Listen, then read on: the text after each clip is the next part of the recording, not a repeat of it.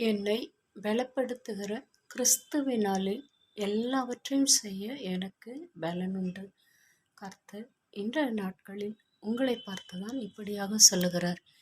நீங்கள் ஒருவேளை சோர்ந்து போயிருக்கலாம். வீக்னஸ், பலவீனம் எதுவாக இருந்தாலும் சரி, கர்த்தர் உங்களை அதிலிருந்து வெளியே கொண்டு வர உங்களுக்கு அவர் போதுமானவராய் இருக்கிறார். எந்த காரியத்தையும் நீங்கள் முழுமையாய் செய்து முடிக்க தேவன் உதவி செய்வார். ஒவ்வொரு நாளும் உங்களுக்கு போதுமான கிருபைகளை கொடுத்து உங்களை தாங்கிக் கொள்வது நிச்சயம் உறுதி.